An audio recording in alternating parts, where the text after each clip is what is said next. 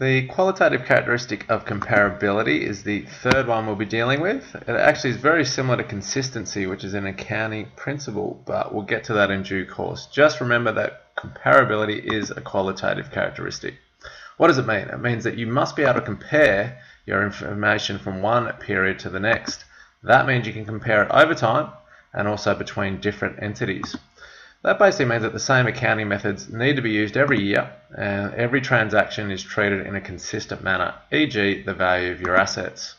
So it's basically not acceptable to chop and change methods from one year to the next. To use an example, we're valuing the Bulleen Sports Grounds in our balance sheet for Trinity. We've got the original price of $1 million or the current market value of $30 million.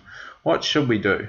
So in 1985 it's $1 million. 1995 it's 1 million, 2005 it's 30, 2015 it's 1.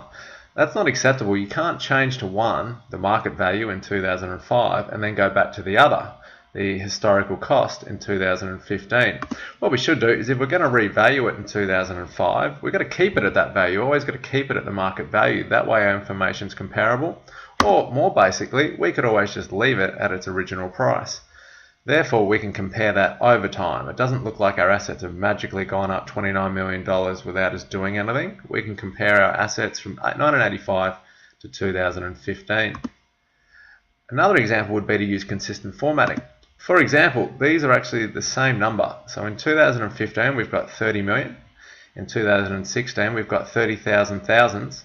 And in 2017, we've actually got the number 30 million expressed in long form. You can't represent numbers like that. You pick a type of formatting and stick with it. So for example, I'm going to use the $1 million formatting and just have 30 each year. Much easier to understand, but more importantly, you can compare that information from one year to the next. Another example would be, there's our current assets and our non-current assets for 2015. We go into our balance sheet for 2016 and we flipped it. We've put the non-current assets on top and the current assets on the bottom. That's not a good idea. Not everybody is going to be able to read that and make sense of it. It doesn't allow us to compare information easily. And we'd like to have, if current assets have always been at the top, let's keep them at the top. A better example would be, if this is 2015's balance sheet, let's make 2016 look exactly the same, obviously with the updated numbers. That's a much more effective approach and will ensure comparability over time within the one business. Here's an example of Harvey Norman's statement of financial position, which we call a balance sheet. There it is in 2012, with also the previous year's figures in 2011, and there it is in 2014. This is a great financial report. It's set out so identically. The dates are the same. We've got the headings are the same. The current assets are on top. Each item is listed in both reports and the totals. And same with non-current assets. We've got the total assets at the bottom very clearly. That's a great piece of financial reporting. I can look at that and go, they have increased their assets from just over $4 billion to $4.225 billion over the 4 years. Very comparable. And that now allows us to compare it with other entities. We said comparability means comparing things over time, but also between different entities.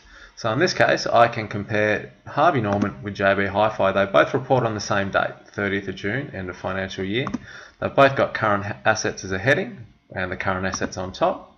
They've both got non-current assets underneath and a total for that section, and total assets at the bottom. Very comparable. I can look at that and go, Harvey Norman, they actually both reported in the same denomination as well, in thousands of dollars. Harvey Norman is a much bigger business than JB Hi-Fi in terms of assets. Very comparable.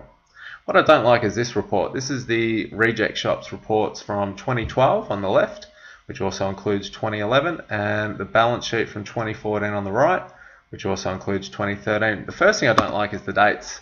The first one is reported on the 1st of July and the second one is on the 29th of June. Now I'm sure they had their reasons and good reasons for doing this, but they're leaving out the 30th of June. That's a very busy retail day. That's the end of financial year. There's a lot of sales on that day. If you look at the bank balance on the left-hand side, in 2012 it's about $9 billion. In 2014 it's $7.67 billion, and you go $million, and you go, is that a bad result? Have they actually got much less money than they used to have? Well, it's leaving out 1 day of sales, the 30th of June.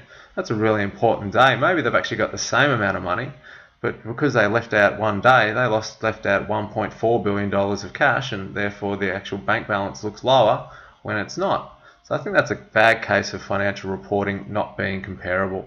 The other item I don't like is this current tax receivable. There was an amount in 2011 but nothing in 2012. That's fair enough. You don't need to write something if there's nothing there in 2012, but that item doesn't appear in the next balance sheet. So if I'm looking at it over time, I can't compare that number. I know it's going to be zero, but maybe we should still list in the balance sheet on the right hand side current tax receivable, allowing us to compare it and seeing that it is still zero.